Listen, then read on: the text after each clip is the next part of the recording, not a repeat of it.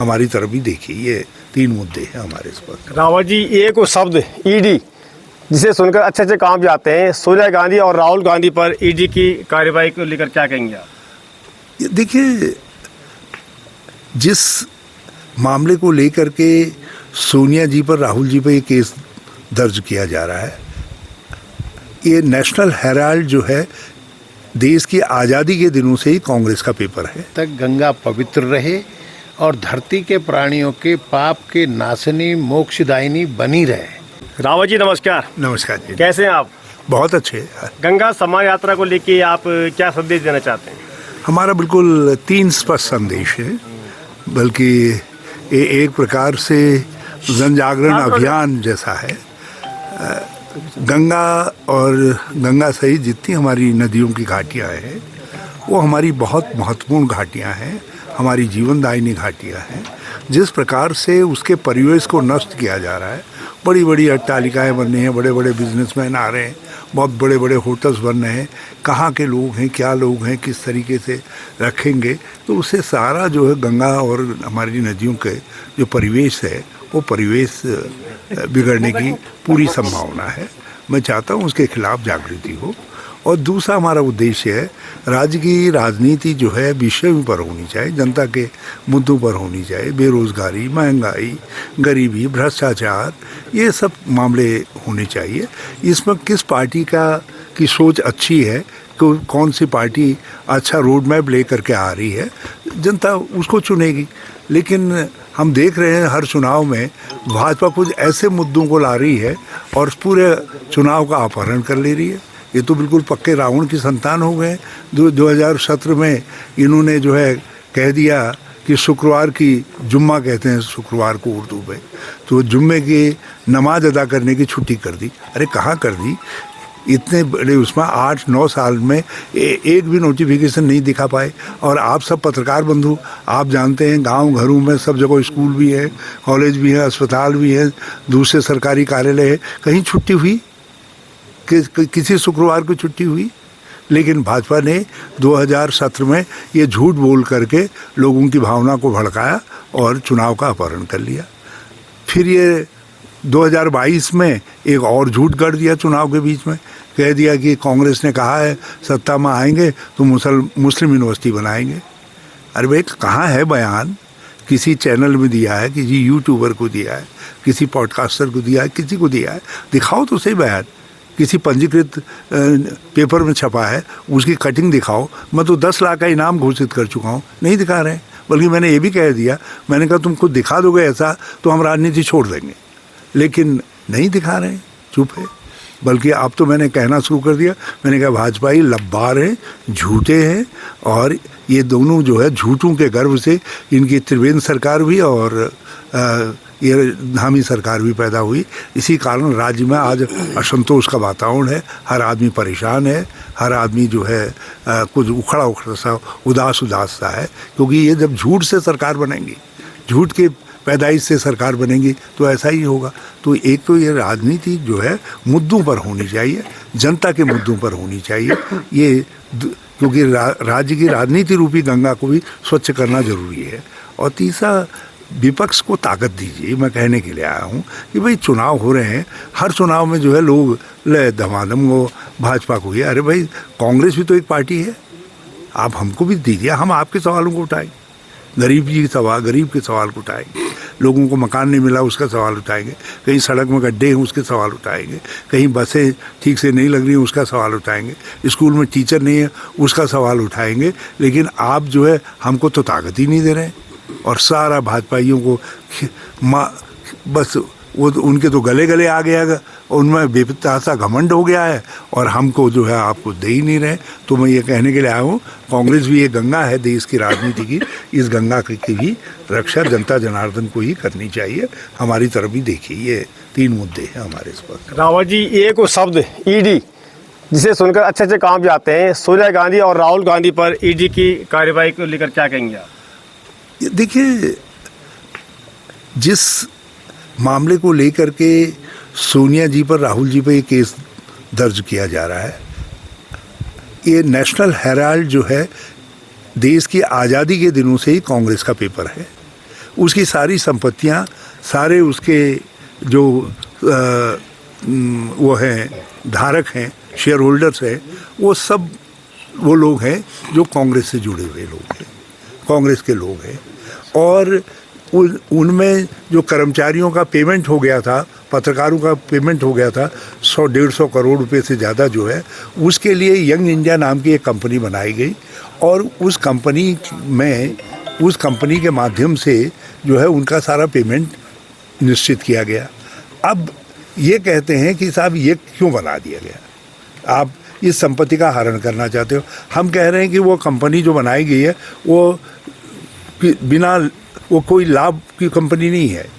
उसमें जितने share holder हैं उस कंपनी के, जो यंग इंडिया है जिसके लिए मुकदमा दायर हुआ है, उनको न तनख्वाह मिलेगी न डिविडेंड मिलेगा।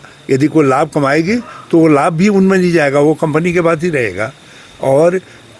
और ये तब ईडी का मुकदमा उन पर दायर करवाया जा रहा है जब उसमें एक पैसे का ट्रांजैक्शन ही नहीं हुआ। जब एक भी रुपये का लेन देन नहीं हुआ तो फिर कैसे जो है तुम कह रहे हो कि साहब रुपये का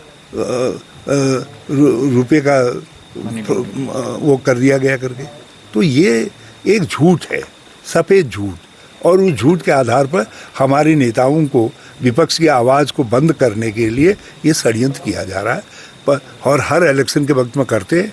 अब बिहार का इलेक्शन आ गया है तो उससे पहले लालू जी को भी कर रहे हैं, हमारे नेताओं को भी कर रहे हैं, ये कर रहे हैं। ये लोकतंत्र के अंदर आखिर सारा देश का विपक्ष बेईमान है, अकेले ईमानदार केवल भाजपा ही है या मोदी और अमित शाह जी हैं, बाकी सारे बेईमान हैं इस देश के अंदर। जितना विपक्ष है सारा बेईमान है। तो ये कैसी महिमा हो रही है, ये लोगों को समझना चाहिए, इसके खिलाफ आवाज़ उठानी चाहिए। आप यदि विपक्ष को डरा देंगे तो जनता के सवाल उठाएगा कौन? और जो उठा रहे हैं, राहुल गांधी उठा रहे हैं, लड़ रहे हैं उनसे, तो राहुल गांधी को कह रहे हैं तो उसको जेल डाल देते, ईडी लगा दे रहे, सीबीआई लगा दे रहे। ये तो केवल एक व्यक्ति को देख करके लोग वोट दे रहे हैं, मोदी जी को। धामी जी को किसी ने वोट दिया? भाजपा को किसी ने वोट दिया?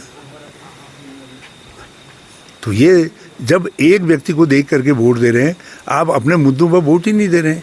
जिस दिन आप अपने मुद्दों पर वोट देंगे, जिस दिन आप विकास के मुद्दों पर वोट देंगे, जिस दिन आप महंगाई के मुद्दों पर वोट देंगे, जिस दिन आप जो है बेरोजगारी के मुद्दे पर वोट देंगे, जिस दिन आप भ्रष्टाचार के मुद्दे पर वोट देंगे, जिस दिन आप अपने सवालों को उठा करके कहेंगे कि हमारी सड़क नहीं बन रही है, हमारी बिजली नहीं आ रही, हमारे यहाँ बस नहीं आती है, ये जनता के सवाल कहेंगे, या टिहरी डैम के जो समस्याएं हैं उनके समाधान को मुद्दा बनाएंगे, उस दिन हम कहेंगे कि उस दिन हम प्रदेश की राजनीति की बात करेंगे। ये तो प्रदेश की राजनीति में वोट ही नहीं हो रहा है।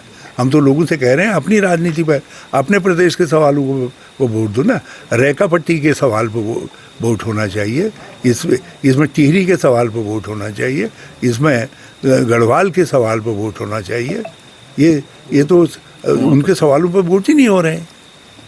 ये तो लोग कह रहे हैं उधर देखो, एक आदमी को देखो, तो दृष्टि क्या अटल ना, दृष्टि मोदी पर वोट कमल पर। अब ये जब इस तरीके से कहेंगे और लोगों को भ्रमित करेंगे तो लोगों को भ्रमित किया जा रहा है।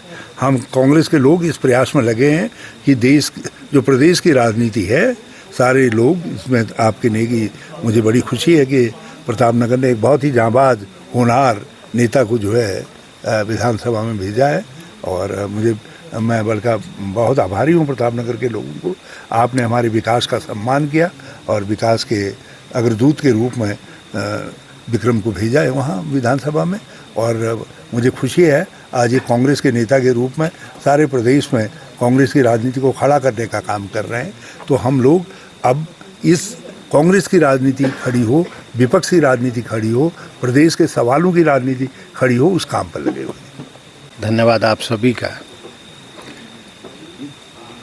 आज प्रदेश के माननीय पूर्व मुख्यमंत्री जी मुखवा गांव से गंगा के शीतकालीन प्रवास से गंगा सम्मान यात्रा लेकर अभी हम भेलुंता गांव भेलेश्वर महादेव में पहुंचे हैं। यात्रा का उद्देश्य है कि गंगा स्वर्ग की धारा है और ये राजा भगीरथ ने राजा सगर के 60,000 पुत्रों को, जो कि कपिल मुनि के श्राप से भस्म हो गए थे, को मोक्ष देने के लिए स्वर्ग की धारा को गंगा में धरती पर लाए। लेकिन आप ये जिम्मेदारी धरती के प्राणियों को बनती है कि अनादिकाल तक गंगा पवित्र रहे और धरती के प्राणियों के पाप के नाशनी मोक्षदायिनी बनी रहे। हरीश रावत जी ने इस गंभीर विषय पर सरकार का जन जागरण करने के लिए और जनता को भी जागृत करने के लिए, क्योंकि गंगा पीछे से पतली भी होती जा रही है, बड़े बड़े निर्माण गंगा के ऊपर जो कि नदी घाटी के में इतनी धारण क्षमता नहीं है किए जा रहे हैं और गंगा प्रदूषित हो रही है। इसके लिए सरकार का ध्यान आकर्षण करने के लिए यात्रा निकाली जा रही है। जहाँ तक सवाल रहा प्रदेश की सरकार का, यात्रा शुरू होने वाली है। हर दिन स्टेटमेंट आ रहे हैं कि यात्रा की बड़ी तैयारी की जा रही है, लेकिन हम तो मुखवा से लेके और पूरा आपका डोबरा पुल तक आए। कहीं एक जगह 2 मजदूर पैराफिट पे सफ़ेद रंग कर रहे थे, कहीं कोई व्यवस्था नहीं की जा रही। गड्ढों से पूरी सड़क सटी हुई है, सड़कें चौड़ी नहीं है। उत्तरकाशी से आगे तो बहुत ख़राब हालत है। दूसरा, सरकार क्या कर रही है? ये यात्रा अनादिकाल से चलती आ रही है। सरकार का इसमें व्यवस्था करने का काम है, लेकिन सरकार ने ऑफलाइन और ऑनलाइन जो रजिस्ट्रेशन में डाल दिया। पिछली बार भी यात्री नहीं आए, ऑनलाइन रजिस्ट्रेशन किया, लोगों ने घरों से कर दिया, यात्री नहीं आए। हमारे जो चारों धाम में छोटे छोटे जिन्होंने अपने व्यवसाय स्थापित किया है, होम स्टे स्थापित किए, होटल स्थापित किए हैं, वो सब इससे प्रभावित होते हैं। मेरा सरकार से अनुरोध है कि ये यात्रा जो लोग यात्रा में, चाहे बस वाले हैं चाहे वो होटल वाले हैं, इन सब के सलाह से इसे शुरू किया जाना चाहिए, जिससे लोगों को लाभ मिल सके। ये 3 महीने का काम है, जिससे लोगों को रोजगार स्वरोजगार मिल सके। नहीं भी चौंदार से लेके और यहाँ भैरवनाथ जो मंदिर यहाँ पर खड़े हैं, यहाँ तक का जो सड़क मैं देख पा रहा हूँ काफ़ी ऊबड़ खाबड़ है, ये कब तक ठीक हो पाएगी? इसका तो काम चल रहा है। चौंदार से नहीं, चौंदार से तो लमगांव वाली सड़क है, लेकिन जो भैरवनाथ को ऊपर आती है PM जसवाई में, इसका निर्माण चल रहा है। ये जल्दी डामर भी हो जाएगी सड़क। धन्यवाद।